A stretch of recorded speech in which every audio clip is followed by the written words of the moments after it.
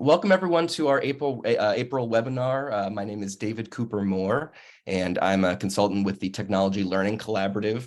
There's a lot of really cool stuff going on in the digital inclusion space and with TLC.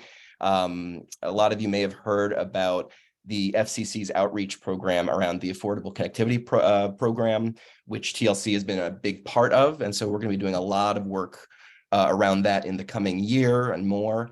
But we wanted to really kick off some of our webinar series because there is so much that has changed in the digital inclusion work that everyone in the city has been doing, that we wanted to make sure to be able to spotlight some of that work. And we wanted to start with the Office of Children and Families Adult Education. So today we're going to learn about just a lot of different facets of the digital inclusion work that OCF-AE has been doing in the city. Some of you may know about this. You may know about the 5-year plan for digital equity and some of the other support around public computing centers that OCF has done. But we're going to really feature a bunch of different programs that are all interconnected in strengthening some of the digital inclusion and digital literacy programming that's available in the city. So first, I need to find my next slide. There we go. Okay. We're going to have a few speakers today. Ann Pazoka is a senior manager. Sylvia Boateng is the Adult Education Services Associate. Charles Heil is the Professional Development and Training Manager, and Robert Lee is the Volunteer Coordinator at OCF. And I'm actually going to turn things over to Robert now, who is going to share screens and so they have their presentation. So thank you for that warm introduction, David. As David mentioned, we are the adult education team with the Office of Children and Families. And today we just wanted to present a quick overview of the work that we're doing. So David's already mentioned who we are. We are here today as a group of 4, but we also have Jess Seaman on our team. She is the Data Systems Coordinator, as well as our Executive Director, Christine Piven. They're not here today, but I left their contact information on the slides in case people would like to reach out to them as well. So we are the Office of Children and Family Adult Education. Some of you may know us from pre-pandemic. We were housed within workforce development, but due to budget cuts that the mayor made because of COVID, our office was taken away temporarily. It dissolved, and we have been reestablished under OCF as the Adult Education Division. And we work with community-based organizations who provide what we call next level learning for residents who are 16 years and older. So one of the ways that our office helps facilitate adult education for people in Philadelphia is streamlining an enrollment process. In July of last year, we helped establish a 1833 number with PA Career Links. So it has operators there that anyone can call if they're looking to register for a class. There's also translation available for folks who feel more comfortable speaking in a language other than English. So they call and they make an appointment to take an intake session or an intake test anywhere in the city. They arrive to the location that they agreed upon, and they complete the intake test. Based on the results of their tests, they get referred into a class, and then the learner starts the class. So what does that look like for literacy agencies? So providers who are part of the Next Level Learning program get to decide on how much they want to partake in the system that we're facilitating. So what that looks like is listing classes. They can refer learners. So if somebody scores on a test that and the results show that they would be better at a different organization, they can be referred out to another organization in Philadelphia. Organizations can also decide to be a Northstar site. So if they want to teach digital literacy skills, they can use the Northstar platform to do so. And using what we call the AEIS, the Adult Education Information System, which is our database where we house all the information about learners and also intake appointments and classes. So when organizations decide that they want to partner with us, we have them sign a memorandum of understanding that's tailored to their role. And then they take training in how to use our citywide database and in how to use Northstar. So I'm going to talk about Northstar devices and computing centers as it relates to our office. I'm Sylvia. I know we already introduced ourselves, but just again. So one of our main investments into the digital equity plan in the city is around digital skills access, specifically with the Northstar program. Many of you are probably already familiar with it, but just a quick overview. It's an online platform that is based around digital skills standards and to help an adult learner with their digital skills. So there are assessments that a learner can take to demonstrate their understanding of digital skills. There's also self-directed online learning, so a learner can go onto Northstar and work through modules on their own. And they also provide an instructor-led curricula. So there's lots of lesson plans that if your organization has structured classes, that instructor already has a lesson plan template to go off of. And all of this is around basic computer skills. And we at OCF, we offer site accounts to providers, organizations at no cost.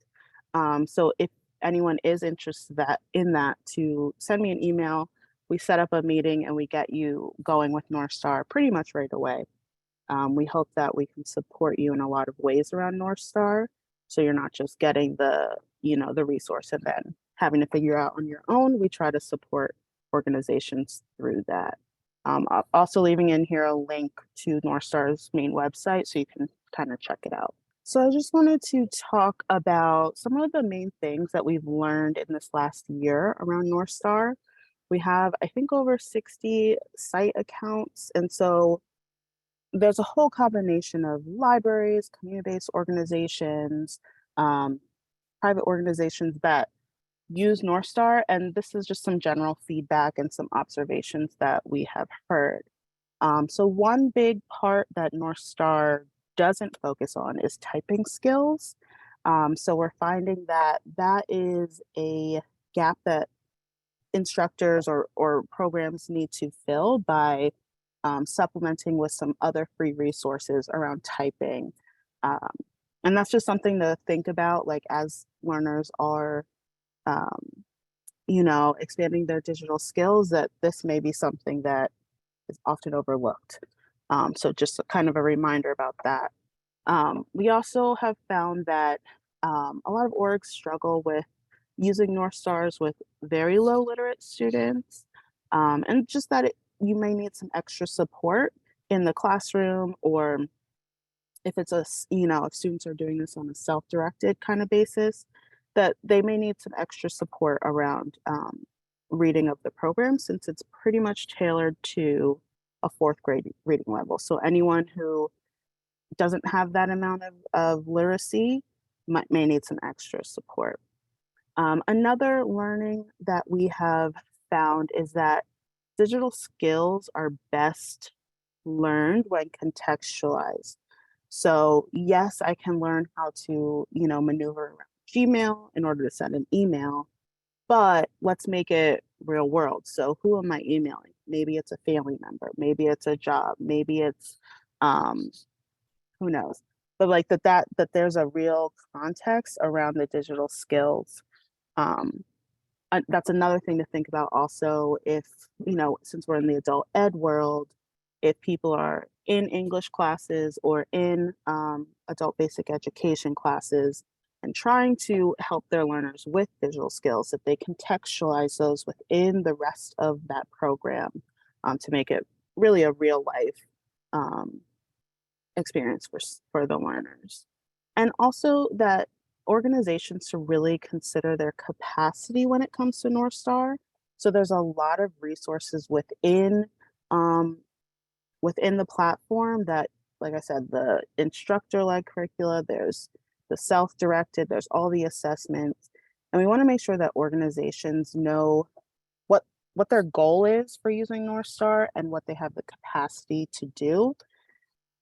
There's no need to use everything in Northstar. There's a ton of stuff. So organizations can kind of pick and choose what works best for them. So we see orgs that use just the assessments to kind of like pre and post test their learners. Or we see orgs that are just giving out Northstar accounts to learners and you know, hopefully they use it, hopefully they find additional support, but that organization doesn't have the capacity to really have that one-on-one with students. So to really just think about capacity. And those are, like I said, kind of some of the main things we've learned this year and hearing from all the different types of orgs that we work with. So what are we doing around Northstar? We try to keep in communication with everyone who is part of our network. So organizations that we pay for their subscription. So we add you to our listserv. You probably get a lot of emails from me trying to update you all and support you all. We also post on, I think Anne may have, I don't know if it's mentioned somewhere else, but we have a tool called Basecamp where we have all types of adult ed providers on there, and it's just our way of giving out important information to the community. We also try to support around trainings. So Literacy Minnesota, who are the creators of Northstar, they do trainings for us in Philadelphia. They have big trainings where I've been on one, it's like 200 people on that training, but we try to support by having very small sessions where it's anywhere from like 4 to 10 people in a session. So you can really ask the questions that you need. We're also trying to schedule roundtables so that orgs that are more experienced with Northstar, more comfortable with digital skills, instruction, or trainings can share out their best practices or challenges that they've run into and how they've gotten past that. So we're trying to, again, support around people seeing what's actually going on and not just hearing it from us, since we're not the ones teaching. And then we're also trying to create some connections between organizations. We're trying to find out who is interested in or who is open to having observations in classes, because some orgs, like I said, are super experienced with Northstar and it's very smooth sailing, and some are new to using the platform. So we're trying to connect people like, hey, if I can come by next Wednesday and check out how you're using Northstar. We're hoping that can be a really valuable connection, and also any email connections that we can make between orgs who have like similar things going on, or you know, someone was curious about how they use Northstar as it relates to device distribution, things like that. We'll make those connections for people. I also wanted to highlight in adult ed, we have a whole bunch of providers that it's not all digital skills, but we're trying to incorporate digital skills into each type of contract that we have. So if it is an English, if an org is doing English classes, that they are required in our contracts to also support students around digital access. So we're requiring that orgs figure out a needs assessment in order to figure out what students need devices. Not everyone does, but some do.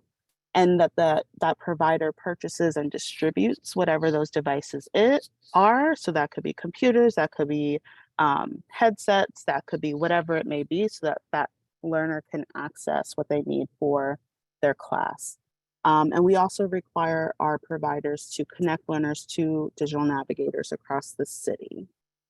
I also wanted to highlight our office and the Office of Innovation and Technology. We are putting out there on the OIT website, they have a list of public computing centers around the city. When I say public computing centers, for us, that means that you have a Northstar digital literacy account. Again, we pay for them, but we want to make sure that all the public computing centers have access to Northstar. That people can walk into a public computing center and have access to a computer with high-speed Wi-Fi. And that there's at least 15 hours a week open for anyone to walk in and have access to the computer however they need. So we're trying to find public computing centers across the city. And we have a survey that we would love if any of the orgs here think that they count as a public computing center, or if you want to share out with anyone. We're trying to collect that in order to post on the city's webpage all the public computing centers that a resident can access. We do have, we kind of have a link to the libraries, and it takes you to all the library branches, since we think of the libraries as public computing centers across the city. We also have the adult ed orgs within Next Level Learning, but we're trying to highlight those orgs that don't totally fit into those other categories. So again, if you are an organization that has this access to computers for the public, or if you know anyone, to please complete the survey or send it to whoever you think needs it. That's it from me. Hand it over to Charles. Great, thank you, Sylvia. So my name is Charles Heil. I also go by Charlie. I'm the Professional Development and Training Manager with OCF-AE. And I'm going to be talking about two things. The first of which is our communication tools. So we really have two tools that we use very frequently. The first is Basecamp, which Sylvia has mentioned. This is an online forum. It's great because obviously it's a way of us communicating with the community, but it's also a way of having the community communicate with one another. So you can go on there, learn more about any kind of classes that are being launched, new job opportunities. We also I post a lot about trainings and webinars and things. So there's a lot of information on there. If you're not on it, please let me know and we'll get you signed up right away. The great thing is that partners can also post on there, so it's open to everyone. And then the other thing that we have is a newsletter that we send out every month. And this is where we include information about our requests for proposals, any community updates. And again, if it is open to members of the community as well, if you would like to announce something in our newsletter, just send me an email with the information and we'll get that in the next issue. This is the same information with different formatting. Okay. And then the other thing I'm going to talk about is our professional development program. And we have a few different ways that we are trying to reach people. Our ultimate goal is improving learner outcomes, and our strategy for that is by strengthening the quality of instruction generally across the whole community. So we have a multi-pronged approach to this. Our first is offering workshops. We have at the moment, we're offering about 25 online live workshops through the end of June, and that will be an ongoing thing in the months and years to come as well. We'll also be offering, we have roundtable discussions. Sylvia mentioned the Northstar roundtable that happens. We also have an ESOL roundtable, and we are planning to launch a few others for HSC and ABE and DEI as well. So keep your eyes peeled for those. And then a couple of things also in the pipeline, online learning opportunities. So live courses that you'll be able to attend, both self-paced and I forget what the word is, but live courses. And also ongoing technical assistance is another thing that we're going to be launching, where it's extra support for instructors and programs that would like a little more direct support. And that's it for me. I'm going to hand it over to Robert. All right, thank you, Charlie. I am the volunteer coordinator with OCF-AE.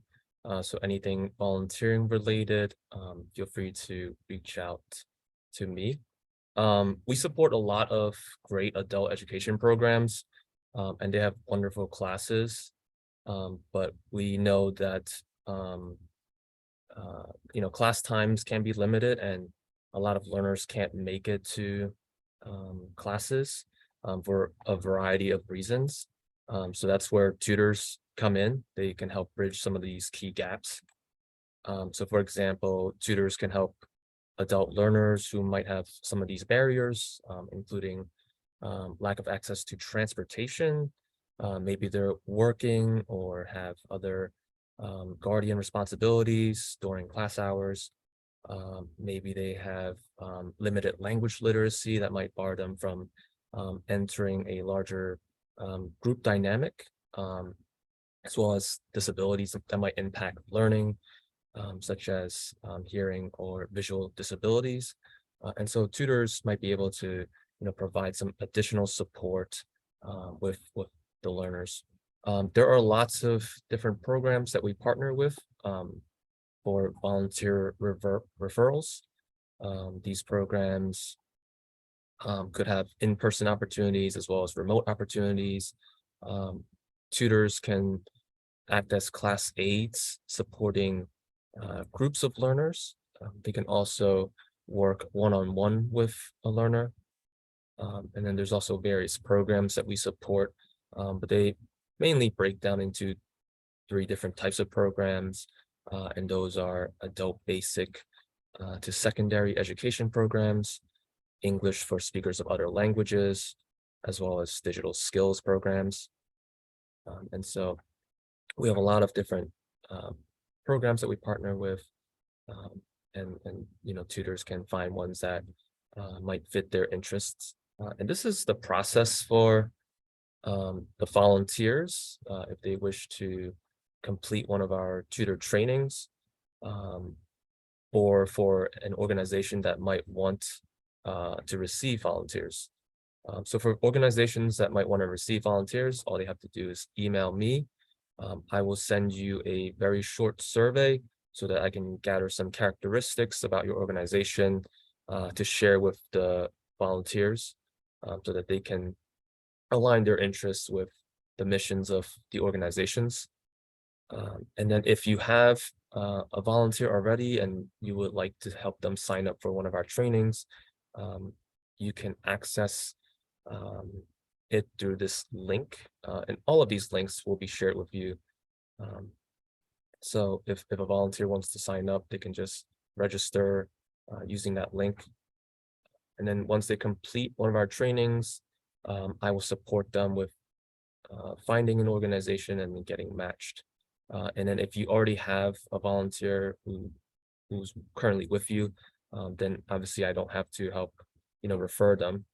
And then again, these are our current available core trainings: tutoring English for speakers of other languages, tutoring adult basic education or high school equivalency, as well as tutoring digital skills using Northstar. And Sylvia talked a little bit about, not a little bit, she talked about Northstar earlier.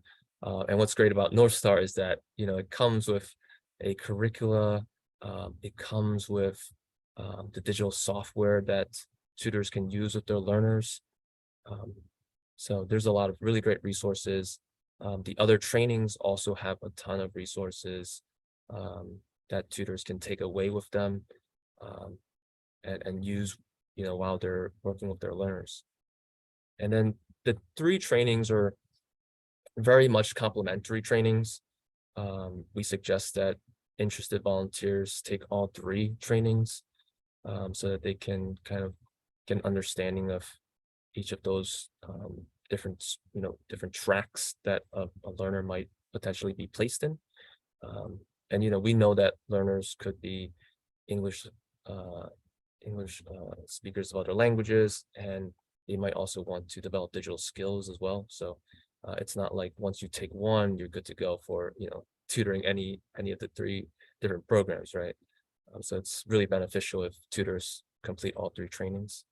And once they complete the trainings, they can be treated as instructional staff at their respective programs. They'll still be able to attend PD sessions at their programs or their respective providers, as well as attend the trainings that we host, right, that Charlie just discussed. And then just a quick overview about the tutor trainings. They all look like this. There is an introduction and wrap-up session that is facilitated by a live instructor. It's a cohort model, so people sign up and they start and end at the same time, which is nice because it helps them build community with each other, as well as reflect on some of the teaching demos and readings with each other. And then in between the two live sessions, they complete self-paced modules. And they're giving a time frame to complete the module so that they are kind of interacting with each other. And this is all done through our online learning management system, Canvas. So if other organizations use Canvas, this is a great way to get the volunteers kind of ready to use an online learning management system once they're referred to their respective organizations. And then once they're referred out, there's still supports that we provide the volunteers, such as professional development opportunities. I host drop-in hours, and volunteers are always welcome to drop in and ask for support, or just to talk ideas through with me. We also provide community support to the volunteers, such as appreciation events, which leads me to an appreciation event that we are hosting next month. This is the 2023 Spring Institute. We're super excited about this. I know that volunteers and adult ed, just like adult ed people in general, adult ed professionals in general, haven't really had a chance to link up since the start of the pandemic. I know that we were really excited when we attended the TLC conference. So we're super excited to host this one that's coming up in May. If you are interested, please sign up. I will post the link in the chat after this so that you can sign up right away. It's free. We will have morning and afternoon sessions. There is going to be a luncheon. There's going to be swag giveaways. We were lucky enough to get a bunch of free adult ed books donated to us. So tutors are going to be able to walk home with some of those books. I'm so super excited about this. And I hope you can come out and celebrate with us. You don't want to miss it. And then I will turn it over to Anne to talk about funding opportunities. Thanks, Robert. I wanted to let you all know that we currently have funding opportunities, or a funding opportunity with PhilaWorks currently open for applications. So this is a one-time funding opportunity for adult ed providers in Philadelphia who want to focus on making their program facilities and resources more accessible to students, to update technology and learning tools. We're putting a really heavy emphasis on accessibility this round of grants. So anything that you want us to apply for that has to do with accessibility, that's what we're looking for, but we are open to other ideas as well. Each organization can be awarded up to $25,000. I included the link to the grant below, and grants are due by close of business on Monday, April 24th. You'll find on the application that there is a link to office hours that are being hosted by folks at PhilaWorks. So if you start reviewing the application and you have questions, you are more than welcome to attend those office hours. And I also want to highlight that you do not need to be an active member of the Next Level Learning Network in order to apply. We're opening it to every single adult ed agency across the city. I also want to show folks the link for where, for where OCF posts their RFP opportunities. I strongly suggest you bookmark it and check it. Felix, it's a fantastic question. What is the definition of accessibility that you are using? Digital accessibility, physical accessibility, or both? We're talking about physical accessibility, digital accessibility, language accessibility. We are using the term in the broadest definition that there is. We have found with the 1833 number that a lot more folks are calling in and saying that they identify as having a disability.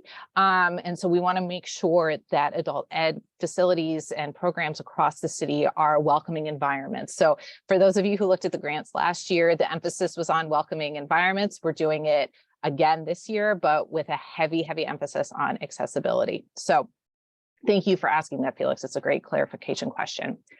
So the RFPs, they will be posted on that link. We'll also be posting them on Basecamp and in our newsletter. So make sure that you are signed up for both of those. And I also want to make it clear that while we post the RFPs on one site, you apply for them on another. So it's worth bookmarking the eContract Philly website so that when you're ready to apply, you can go ahead and do so.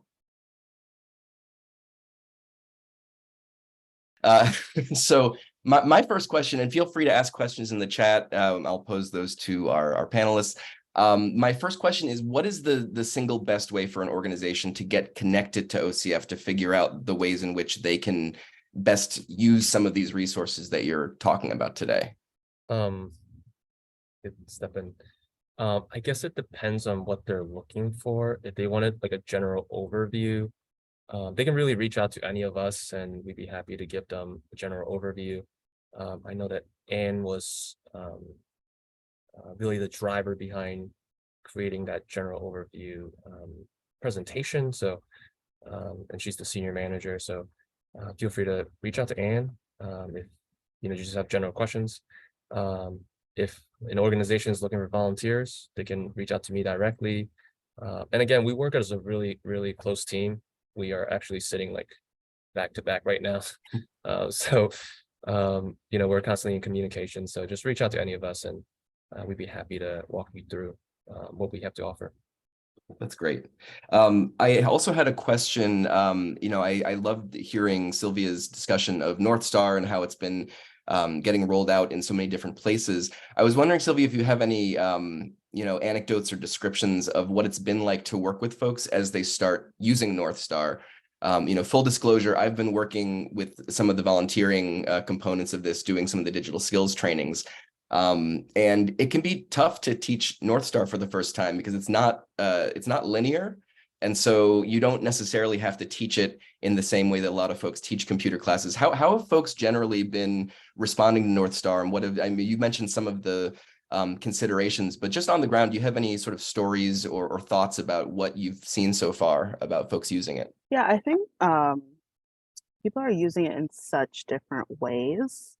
Some of the places that stick out, Drexel has been using Northstar a lot and seemingly like it's very smooth.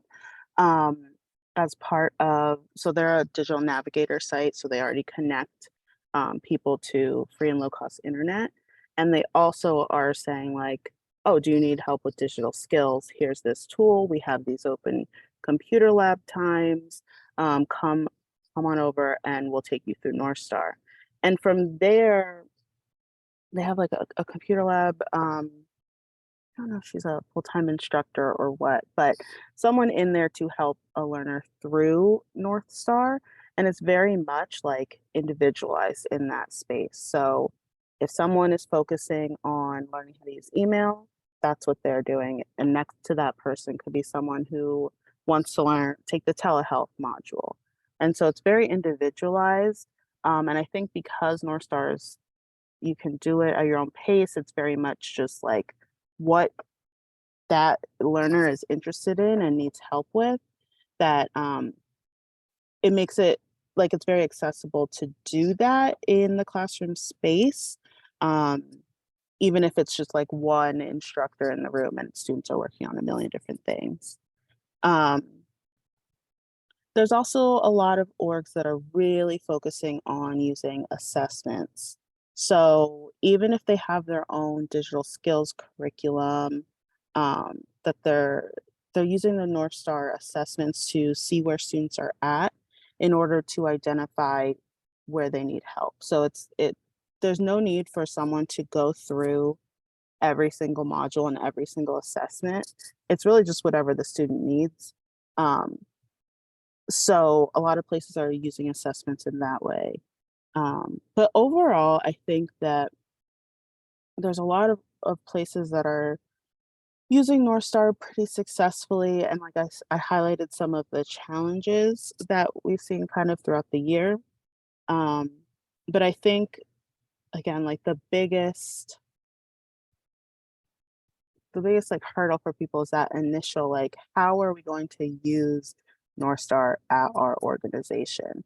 And some people are like, we're not going to use it at all because we don't have time to do everything in Northstar. And I don't like to hear that because I want people to use Northstar in the way that works best for them. And so you don't have to, like, if you are interested in using Northstar, you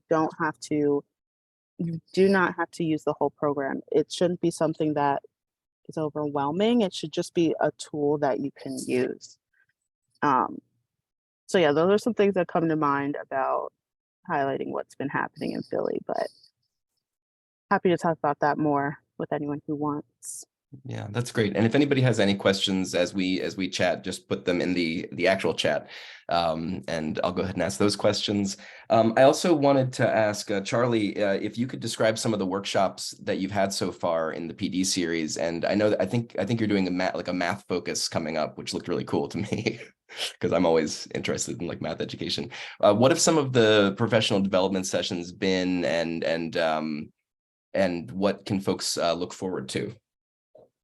Sure. Well, so right now we're just starting a math series. It's a series of 6 workshops spread out across April and May that are really directed towards HSE and ABE instructors to help them work with students who are in the process of learning math. But they are, the teaching, the instructional skills that are being taught are really applicable across the board to any area of adult education. In the past, we had a communication series. We had, I'm blanking now. We had a series on games and brain breaks and ways to make learning fun, but also appropriate for adult learners. So those are just a few examples of the types of topics we've covered in workshops so far. And the best way to get connected with those is probably through the Basecamp? Yeah, Basecamp. Yeah. We do have a couple of listservs as well, but Okay. I post everything on Basecamp a lot, apparently. So yes, you will no doubt hear about these workshops if you're on Basecamp. That's great. And then Robert, I wanted to ask you a little bit about what you've noticed about the tutor training. I had the pleasure of doing one of the digital skills workshops, and it's really cool because it's people from all over the city with really different backgrounds. You have some folks who are recent college students, you have retirees, you have a lot of people that are really just interested in helping. And so their mindset to a lot of this is really different from, kind of working in the trenches, in doing this kind of support work regularly. And so I was wondering what you've noticed about folks' experiences coming out of it, and whether you've made any placements so far, or sort of what folks are saying about, going through the process of getting connected with organizations on the ground. Yeah, we have a lot of different wonderful volunteers come through our trainings. They have, it's a very diverse group, right? They have some people have like specializations in healthcare, some people have specializations in finance. We have retirees, we have college students. So we really have a plethora of people who are just interested in supporting others in their community. I noticed that a lot of people tend to, try and volunteer at an organization that is close to them, close to home. So I think that that's really the driving force for why a lot of people are volunteering, is just to see a difference in their community and feeling more connected with others in their community. And then some of the organizations that we've connected with already are the library system. The library has a lot of interest. People love the library. And yeah, so it's great seeing people supporting others as well as supporting institutions that are close to their home. So if you want to be a part of it, if you want to receive some people who might not know that, might not know about the good work that your institution is doing or your organization is doing in their communities, connect with us, connect with me, and I will help spread the word. Thank you. And how about matchmaking in the other direction? What if there are organizations in Philadelphia that folks maybe who are on this call or might watch this later or receive the emails know about that they feel like should be in this network? What is the first step for getting an organization that's not connected in this broader network connected? I'd probably say that'd be reaching out to me.